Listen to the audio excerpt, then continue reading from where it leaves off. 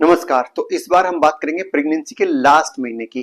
तो कॉन्ग्रेचुलेशंस, आप यहाँ तक पहुंच गए हो। अभी आप सेफ जोन में पहुंच गए हो। लास्ट महीना मतलब 36 वीक से लेके 40 वीक तक की बात करेंगे, या इसको दूसरी भाषा में समझाएं तो जैसे आपका जो डिलीवरी डेट दिया है उससे एक महीने पहले से लेकर डिलीवरी डेट तक आपको क्या क्या सावधानी रखनी है।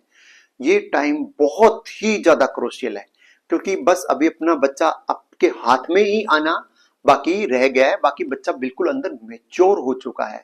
तो यहाँ पे हम बिल्कुल लापरवाही नहीं करेंगे। इस चीज को हम बहुत ही ध्यान से और आराम से समझेंगे ताकि आपको कोई समस्या ना हो। अभी तक मैं आप ये मानो कि पीछे आपने प्रेगनेंसी के सारे टेस्ट वेस्ट अल्ट्रासाउंड सब कुछ करा लिया होगा। अगर अभी तक भी आपने अल्ट्रासाउंड नहीं कराया प्रेगनेंसी में, तो एक अल्ट्रासाउंड जरूर करा के अपने बच्चे का वेट पोजीशन जरूर चेक कर लें। तो एज यूजुअल अभी हम बच्चे के बारे में कम बात करेंगे, लेकिन इमरजेंसी साइंस आपको किन चीजों का ध्यान रखना है उन पे बात करेंगे। तो अगर मैं आपको शॉर्ट में बताऊं तो अभी जो ये वाला पीरियड है बहुत ही क्रूशियल है। यहाँ पे आपको हर 7 दिन में जाके डॉक्टर को एक बार जरूर दिखा लेना चाहिए, क्योंकि यहाँ पे पानी कम होने का संभावना बहुत ज्यादा रहता है। तो हम यूजुअली इस टाइम पेशेंट को हर 7वें दिन में बुलाते हैं और अल्ट्रासाउंड करके देखते हैं कि कहीं पानी कम तो नहीं हो गया है। साथ में हम पेशेंट को एजुकेट करते हैं, उसको मेंटली प्रिपेयर करते हैं ताकि उसका डर निकल जाए। उसको हम लेबर रूम दिखाते हैं कि आप एक बार जाके देख लो, जिनका ऑलरेडी डिलीवरी हो गया उनसे जाके एक बार मिल लो आप। तो जब पेशेंट मिल लेता है, वो 5 पेशेंट से मिलेगा जिनका ऑलरेडी डिलीवरी हो चुका है, तो वो पेशेंट कॉन्फिडेंट फील होता है। तो आप भी ऐसा कर सकते हो। जिस भी हॉस्पिटल में आपको डिलीवरी कराना है उन वहां पे जिनका ऑलरेडी डिलीवरी हो चुका है, अगर आपका नॉर्मल डिलीवरी का प्लान है तो आप नॉर्मल डिलीवरी जिनका हुआ है उनसे मिलिए। अगर आपका सिजेरियन का प्लान है तो जिनका सिजेरियन कल ही हुआ है या 2 दिन पहले हुआ है उनसे बात करिए। आप बहुत कॉन्फिडेंट फील करोगे ये सब चीज करने के बाद। तो चलो अभी अपन स्टार्ट करते हैं कि आपके बच्चे के बारे में, कि बच्चे के अंदर अभी नया क्या चल रहा है जो पिछले के कंपेयर में नहीं था। तो सबसे पहले बच्चे का जो पोजीशन था, मैंने आपको पिछली बार बताया था कि ये बच्चा और नीचे आ गया होगा, तो पेल्विस में नीचे चला जाता है। इसको नॉर्मल मेडिकल लैंग्वेज में एंगेजमेंट भी बोलते हैं कि हेड एंगेज हो गया है। एंड नॉर्मल भाषा में क्या बोलते हैं कि बच्चे का सिर फिक्स हो गया है। बच्चे का सिर मतलब पूरा नीचे आ गया, इसको बोलते हैं कि बच्चे का सिर फिक्स हो गया। बच्चे का सिर फिक्स हो जाए तो नॉर्मल डिलीवरी की पॉसिबिलिटी बढ़ जाती है। एंड जैसे जैसे बच्चे का सिर फिक्स होगा आपको सांस लेने में कम प्रॉब्लम होगा।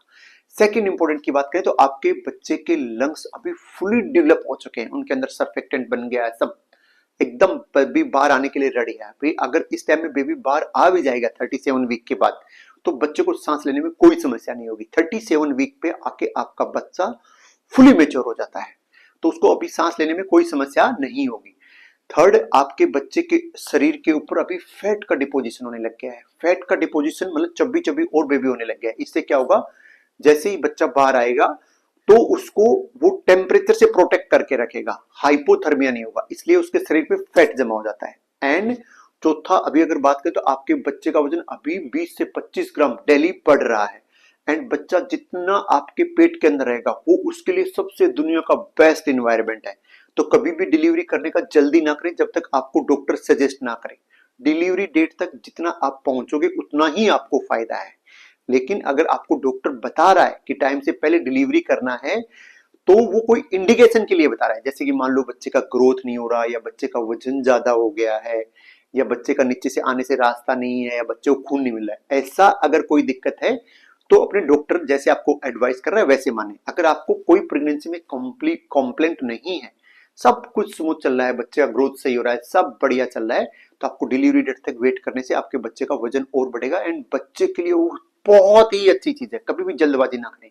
मैं समझ सकता हूँ कि आपकी मेंटलिटी, आपको ऐसा लग रहा है कि आप परेशान हो गए हो अभी, आपको बस ऐसे लग रहा है बस मुक्ति मिले, वे कैसे भी करके बाहर आए। सब मदर ऐसे बोलती है सर कब बाहर आएगा, ये कब बाहर आएगा, है ना। थोड़ा सा जल्दी रहता है, लेकिन आपको यहाँ पे थोड़े से पेशेंस की रिक्वायरमेंट है। थोड़ा सा पेशेंस आपके बच्चे के लिए बहुत फायदेमंद रहेगा, है ना। तो जल्दबाजी बिल्कुल ना करें कि बच्चे को जल्दी करके बाहर निकालो। बहुत सारी मदर होती है वो ऐसे बोलती है सर बच्चे को जल्दी बाहर निकालो, मैं परेशान हो गई, ये वो। ऐसे कभी नहीं करने का। नेक्स्ट बात करें तो आपको मैंने बताया था कि आपके बच्चे के शरीर पे छोटे छोटे छोटे बाल आ गए, जिनको लेनुगो हमने बोला था, वो अभी सारे हट जाएंगे। एक वर्निक्स वो होता है जो बच्चे के चारों तरफ व्हाइट व्हाइट ऐसे फैटी फैटी जमा हो जाता है, तो वो भी निकल जाता है। बेबी का पोजीशन ऑलरेडी फिक्स हो गया है। अभी यहाँ पे अगर आपका बच्चा उल्टा है तो उल्टा ही रहेगा, सीधा है, किफेलिक जिसको बोलते हैं। अगर किफेलिक है तो किफेलिक ही रहेगा। अभी बच्चे का पोजीशन चेंज होने की संभावना बहुत ही कम हो गई हैं। अभी यहाँ पे जो आपका बेबी मूवमेंट हो रहा था उसमें काफी सारे बदलाव आ गए होंगे, क्योंकि यहाँ पे बच्चा बहुत ही बड़ा हो गया है। तो अभी उसको किक करने के लिए जगह नहीं है, अभी वो रोटेट कर रहा है, बस ऐसे मूवमेंट मूवमेंट कर रहा है, लेकिन कम मूवमेंट कर रहा है। सेकंड, बेबी जो होता है अभी एनर्जी सेव करने में लगा, उसको पता है कि उसको पतले दरवाजे से बाहर निकलना है, तो वो एनर्जी सेव कर रहा है। ठीक है, लेकिन मूवमेंट का ध्यान रखना बहुत जरूरी है। मैं अभी आगे आपको वीडियो में बताऊंगा पूरा डिटेल। एंड बच्चे के ब्रेन का बहुत जबरदस्त डेवलपमेंट यहाँ पे हो रहा है, उसमें सारी सेंसेशंस आने लग गई हैं, बच्चे का इम्यूनिटी फुली डेवलप हो गया है। मतलब अगर आप नॉर्मल भाषा में बोले तो एक सोल्जर युद्ध के मैदान में लड़ने के लिए पूरा तैयार है। मतलब जैसे बच्चा बाहर आएगा वो सब चीजों से लड़ने में पूरा कैपेबल, सारी इम्यूनिटी उसके अंदर आ चुकी है। उसका डाइजेस्टिव सिस्टम, इंटेस्टाइन सब बढ़िया तरीके से काम कर रहा है। एंड हड्डियों का जो लचीला हड्डियां सारी बन गई हैं, लेकिन जो सिर की हड्डियां होती हैं वो अभी भी उसकी लचीली रहती हैं। क्यों? क्योंकि वो नैरो प्लेस से निकलेगा तो उसमें मोल्डिंग होता है, उसके सिर के साइज शेप में चेंज होता है, वो नॉर्मल डिलीवरी के लिए बहुत जरूरी है। तो वो वहां पे सुचर होते हैं, वो जुड़े नहीं है अभी तक। ठीक है, ये नॉर्मल बात है। तो ये सब चीजें थी नॉर्मल। अभी मैं आपको आगे बताऊंगा कि आपके अंदर और क्या चेंजेस आ रहे हैं, आपको कब तुरंत हॉस्पिटल जाना है, हॉस्पिटल बैग में क्या रखना है, ये सब चीजें मैं आपको डिटेल से बताऊंगा। अगर आपने अभी तक मुझे सब्सक्राइब नहीं किया तो सब्सक्राइब करना तो बनता ही है, क्योंकि मैं इतनी मेहनत से आपको सब चीजें इतनी सिंप्लीफाई करा के इतना हिंदी में समझा रहा हूं, तो सब्सक्राइब करना बिल्कुल नहीं भूलिएगा। चलो अभी अपन बात करते हैं मदर के बारे में, कि आपके अंदर क्या क्या चेंजेस आ रहे हैं। तो आपके अंदर चेंजेस की अगर बात करें तो अभी आपको सांस लेने में थोड़ा कंफर्ट हो गया होगा पहले के कंपेयर में, क्योंकि बच्चे का सिर नीचे चला गया है। सेकंड, यूरिन अभी भी आपको बार बार आ रहा होगा, क्योंकि बच्चे का सिर अभी ज्यादा आपके पेशाब की थैली यूरिनरी ब्लैडर को ज्यादा दबा रहा है। कई बार ऐसा देखा गया है कि इस स्टेज में खांसी करने से या छींकने से भी यूरिन निकल जाता है, ये चीज नॉर्मल है। कई बार हेमोरॉइड्स, पाइल्स मतलब लेटरिन के रास्ते से खून आना, वो भी इस स्टेज में बढ़ जाता है। एंड थोड़ा सा लेटरिन के रास्ते में पाइल्स बाहर दिखने लगते हैं, जैसे बेबी का डिलीवरी होगा ये चीजें नॉर्मल हो जाएगी। यहाँ पे आके आपको नींद में थोड़ा ज्यादा ही प्रॉब्लम होने लग जाता है, क्योंकि आपके पेट का साइज अभी बहुत ही ज्यादा बढ़ गया है। एंड जैसे ही रात को आप सो रहे होते हो तो बच्चा जैसे ही मूवमेंट करेगा आपकी नींद खुल जाती है। सेकंड, यहाँ पे आपको ड्रीम्स ज्यादा आते हैं, बार बार सपने में डिलीवरी हो रहा होता है, सिजेरियन हो रहा होता है, तो ऐसे लेके आपके दिमाग में थोड़ा टेंशन ज्यादा चलता है। ठीक है, फोर्थ की अगर बात करें तो आपको नीचे हैवी पेल्विस जो होता है, पेल्विस में आपको हैवी हैवी फील होता है। ठीक है, क्योंकि बच्चा नीचे आ गया है। एंड बैक पेन भी बढ़ जाता है, ये मेनली रिलैक्सिन हार्मोन की वजह से जो पेल्विस के अंदर जो हड्डियां होती हैं प्यूबिक सिंपल वो ढीला हो रही होती हैं, ताकि वहां पे आपका बच्चा अच्छे से आ सके। बैक पेन मैंने आपको ऑलरेडी बता दिया है। एंड यहाँ पे फॉल्स लेबर पेन मैं आपको बहुत बार बता चुका हूँ, आपको बार बार वहम होगा कि लेबर पेन स्टार्ट हो गया, लेबर पेन स्टार्ट हो गया, लेबर पेन स्टार्ट हो गया। तो मैं आपको मल्टीपल टाइम बता चुका हूं कि जो फॉल्स लेबर पेन होता है वो कांस्टेंट होता है, टाइम के साथ बढ़ता नहीं, एंड कंटिन्यूस होता है, लगातार होता रहता है। जबकि जो ट्रू लेबर पेन आएगा वो क्या होगा, 15 सेकंड के लिए पेट एकदम से टाइट होगा, 15 सेकंड स्टोनी हार्ड हो जाएगा, फिर उसके बाद 15-20 मिनट रिलैक्स रहेगा, फिर 15-20 मिनट के बाद फिर स्टोनी हार्ड हो जाएगा पेट, फिर 15 मिनट के लिए रिलैक्स रहेगा।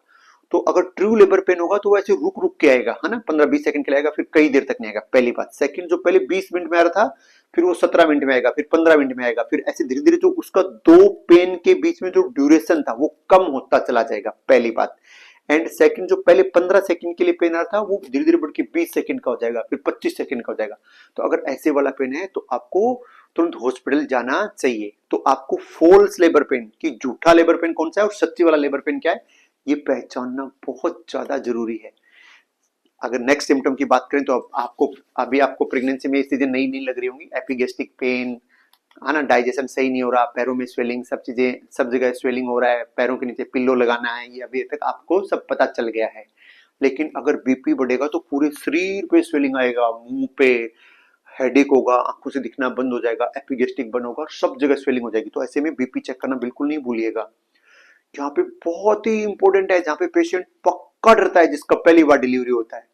तो यहाँ पे क्या होता है, एक म्यूकस प्लग होता है बच्चेदानी के जो मुंह होता है, जैसे बच्चेदानी का मुंह खुलेगा, जैसे बच्चेदानी का मुंह खुलेगा तो उसके अंदर एक ऐसे चिपचिपा म्यूकस प्लग होता है, तो वो बाहर आता है। एंड वो मोस्टली ब्लड के साथ मिक्स होता है, ब्लड के साथ मिक्स होता है। तो वहां पे क्या होता है, लेडी नॉर्मली कंफ्यूज हो जाती है कि उसको ब्लीडिंग हो रहा है, वो ब्लीडिंग नहीं होता, वो म्यूकस प्लग लगा होता है। वो आप ये मान सकते हो कि फर्स्ट स्टेप है नॉर्मल डिलीवरी का, ओके, कि वो म्यूकस प्लग है, वो उसके अंदर चिपचिपा एंड ब्लड मिक्स डिस्चार्ज जैसा होता है, ये लेबर पेन शुरू होने का फर्स्ट साइन होता है, ओके।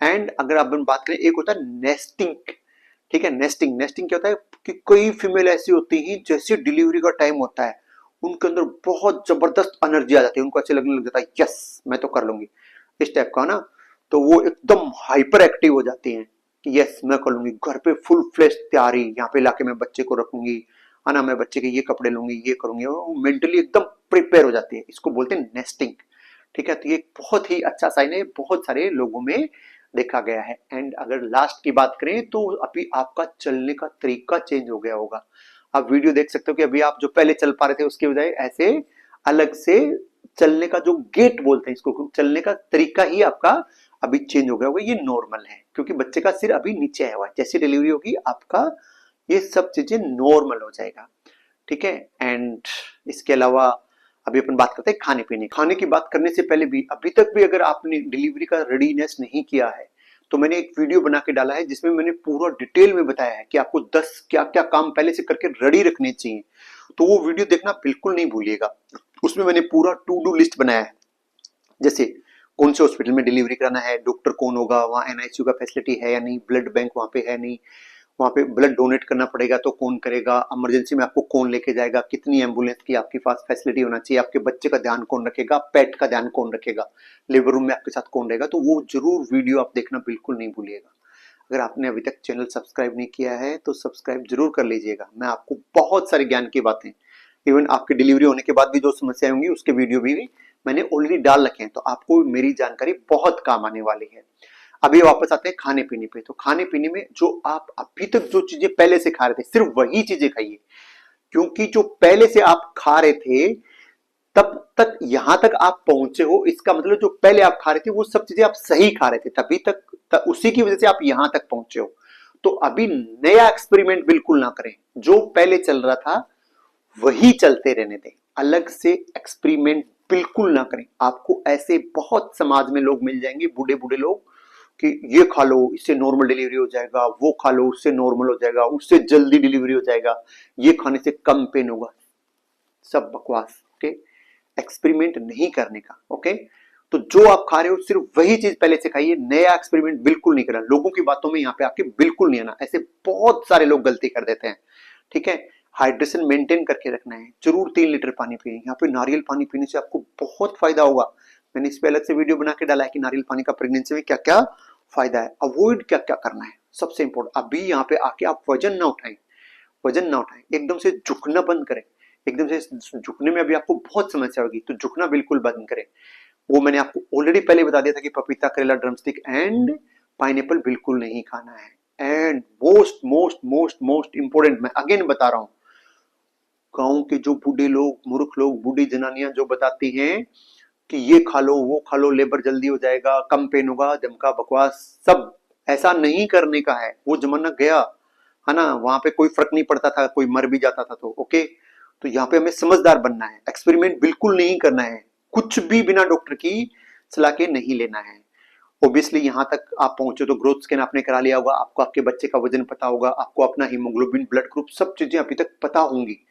अगर अभी तक भी नहीं पता तो ये टेस्ट करा के जरूर रखिए, मेरा एक वीडियो है जिसमें मैंने प्रेगनेंसी का सेकंड मंथ और फर्स्ट मंथ बताया है, वहां पे टेस्ट मैंने बताए हैं सारे, वो टेस्ट करा के रखिए, ऐसे नहीं होना चाहिए कि आप हॉस्पिटल पहुंच जाओ और आपके पास कोई रिपोर्ट ना आए, बेसिक चीजें जरूर पता करें। यहाँ पे इस महीने में आपको डॉक्टर के पास हर 7वें दिन जाना है, पानी जरूर, बच्चे के चारों तरफ पानी जरूर चेक करवाते रहना है, बहुत सारे पेशेंट का पानी कम हो जाता है इसलिए बच्चे को प्रॉब्लम हो जाता है, अभी हमें कोई प्रॉब्लम नहीं चाहिए। बेबी मूवमेंट जरूर मार्क करके रखें, ब्रेकफास्ट, लंच और डिनर के बाद 1 घंटा करवट लेके लेते हैं, एंड 1 घंटे में कितनी मूवमेंट हो रही है वो जरूर मार्क करें। ये आपको काम बहुत छोटा सा हो सकता है, आपको स्टूपिड काम लग रहा है कि कौन मार्क करे, लेकिन ये सबसे जरूरी काम है। आपका बच्चा ठीक है, ये सिर्फ बेबी मूवमेंट ही बताता है कि बेबी मूवमेंट अच्छे से कर रहा है तो मतलब सब चीज सही है, तो ये करना बिल्कुल नहीं भूलिएगा, है ना। एक दिन में आपको 10 बार मूवमेंट तो काउंट करना ही करना है, एंड एटलीस्ट खाना खाने के बाद, लेटने के बाद 1 घंटे में एटलीस्ट 3 बार मूवमेंट होना जरूरी है। अगर कम मूवमेंट हो रहे हैं तुरंत हॉस्पिटल जाइए। इस टाइम पे आके संबंध बनाना सुरक्षित नहीं है, संबंध बनाना सुरक्षित नहीं है, नहीं तो आपके पानी का थैली फट जाएगा, ओके, एंड प्रॉब्लम हो सकती है, तो यहाँ पे आके बिल्कुल हस्बैंड के साथ संबंध बिल्कुल ना बनाए। मेडिसिन सिर्फ डॉक्टर की सलाह से ही लें, बाकी लोगों की सलाह से ना लें। इमरजेंसी में आपको ऑलरेडी बता दिया है कि पानी का लीक कई बार क्या होता है कि पेशेंट कंफ्यूज हो जाता है, उसको ऐसे लगता है कि ये तो मुझे व्हाइट डिस्चार्ज हो रहा है, जबकि वो पानी का लीकिंग हो रहा होता है ना। व्हाइट डिस्चार्ज, पानी ऐसे छूटे, पानी छूटेगा तो नॉर्मली उसमें क्या होगा, ऊपर से लेकर नीचे पैरों तक पानी जाता है। धीरे धीरे भी जा रहा हो तो आपको डॉक्टर को जाके जरूर दिखाना है। आप एक एक्स्ट्रा विजिट कर लो कि कुछ नहीं होगा, लेकिन बच्चे का जान नहीं जाना चाहिए।